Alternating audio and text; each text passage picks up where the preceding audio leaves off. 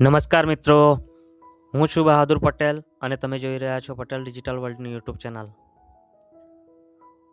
જો તમે બાંધકામ ક્ષેત્રમાં કામ કરો છો અથવા તમારા પરિવારનો કોઈ સભ્ય આ ક્ષેત્રમાં કામ કરતો હોય તો આજનો વિડીયો અંત સુધી જરૂરથી જુઓ, કારણ કે માત્ર એક નિર્માણ કાર્ડ દ્વારા તમે સરકારની અનેક કલ્યાણકારી યોજનાઓનો લાભ મળી શકે છે, પરંતુ દરેક વ્યક્તિ આ યોજના માટે પાત્ર નથી. તો ચાલો આજે સરળ ભાષામાં સમજીએ આ વિશેની સંપૂર્ણ માહિતી. તો મિત્રો, સૌપ્રથમ સમજીએ કે ઈ નિર્માણ કાર્ડ શું છે.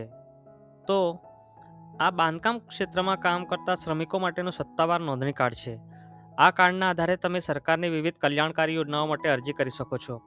પણ એમાં મિત્રો એક વસ્તુ ધ્યાન રાખવાની છે કે માત્ર આ કાર્ડ બનવાથી દરેક યોજના આપમેળે મળતી નથી. દરેક યોજનાની પોતાની જે યોગ્યતા અને નિયમો હોય છે એનું પાલન કરવાનું હોય છે. હવે વાત કરીએ ઈ નિર્માણ કાર્ડના મુખ્ય લાભોની. તો આ કાર્ડ દ્વારા તમે શિક્ષણ સહાય, માતૃત્વ સહાય, તબીબી સહાય, અકસ્માત સહાય અને અનેક કલ્યાણકારી યોજનાઓ માટે અરજી કરી શકો છો. જો તમે પાત્રતા પૂર્ણ કરો છો તો આ યોજનાઓનો તમારા અને તમારા પરિવાર માટે ખૂબ જ ઉપયોગી સાબિત થઈ શકે છે. હવે આગળ જાણીશું કે આ કાર્ડ માટે કોણ અરજી કરી શકે છે. હવે સૌથી મહત્વનો પ્રશ્ન, ઈ નિર્માણ કાર્ડ માટે કોણ અરજી કરી શકે છે.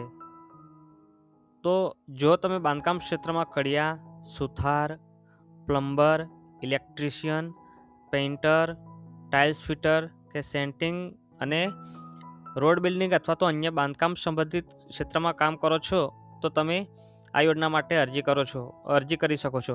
પરંતુ માત્ર આ કામ કરતા હોય એવું પૂરતું નથી. આગળની સાઇટમાં જરૂરી પાત્રતા વિશે પણ આપણે ચર્ચા કરીશું.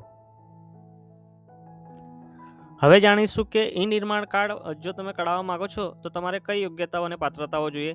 તો સૌપ્રથમ તો અરજી કરતા પહેલાં નીચેની શરતો પૂર્ણ કરવી જરૂરી છે. તો સૌપ્રથમ તો સંબંધિત ઉંમરનો પુરાવો હોવો જોઈએ. ત્યારબાદ છેલ્લા 12 મહિનામાં 90 દિવસ કામ કરેલો હોવો જોઈએ અને બાંધકામ ક્ષેત્રમાં કાર્યરત હોવા જોઈએ. ત્યારબાદ જરૂરી દસ્તાવેજો અને જે પુરાવા છે એ તમારે રજૂ કરવાના હોય છે. અંતિમ જે પાત્રતા છે એ બોર્ડ દ્વારા નક્કી કરવામાં આવશે એ પ્રમાણે જ રહેશે, જેનું આપણે ધ્યાન રાખીશું. હવે જોઈએ અરજી કરવા માટે જરૂરી દસ્તાવેજો.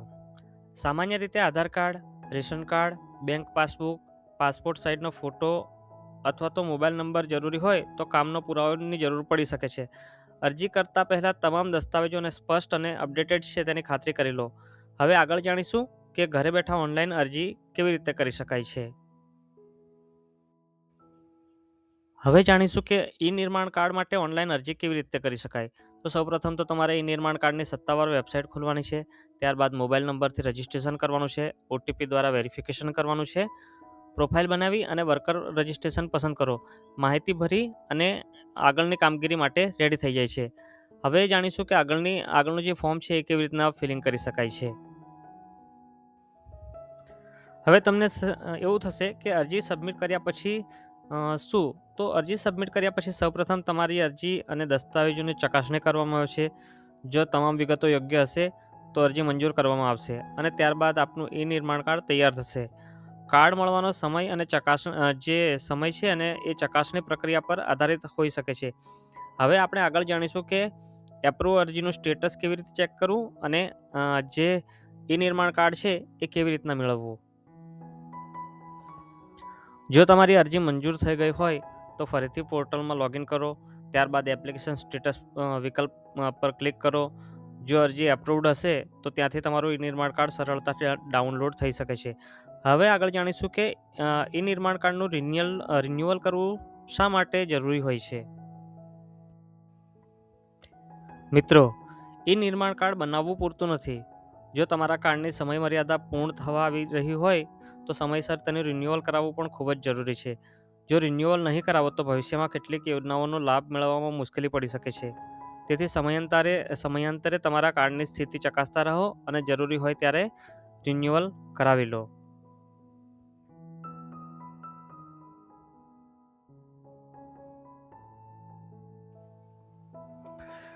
હવે મિત્રો, અરજી કરતી સમયે કેટલીક સામાન્ય ભૂલોને કારણે અરજી અટકી પણ શકે છે, જેથી એવી ભૂલો કરવા હંમેશા ટાળવું જોઈએ. એના માટે શું કરી શકાય? તો હંમેશા જે સ્પષ્ટ દસ્તાવેજો છે એ અપલોડ કરો. ત્યારબાદ જે સક્રિય મોબાઈલ નંબર હોય એ રાખો. ફોર્મ સબમિટ કરતાં પહેલાં એકવાર તમામ વિગતો ચકાસી લેવી. આ નાની સાવચેતીઓ પણ તમારો સમય અને જે પ્રક્રિયા છે એને સ્મૂથ બનાવશે.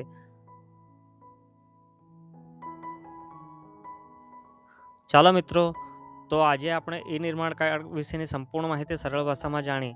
આપણે સમજ્યા કે ઈ નિર્માણ કાર્ડ શું છે, તેના લાભો શું છે, કોણ અરજી કરી શકે છે, જરૂરી દસ્તાવેજો કયા કયા છે, ત્યારબાદ ઓનલાઈન અરજીઓ કેવી રીતે કરવી, સ્ટેટસ કેવી રીતના તપાસવું અને રિન્યુઅલ શા માટે જરૂરી છે. જો તમને આ વિડીયો ઉપયોગી લાગ્યો હોય તો વિડીયોને લાઇક કરો, તમારા મિત્રો અને પરિવારના સભ્યો સાથે શેર કરો અને પટેલ ડિજિટલ વર્લ્ડની યુટ્યુબ ચેનલને સબસ્ક્રાઈબ કરવાનું ભૂલતા નહીં.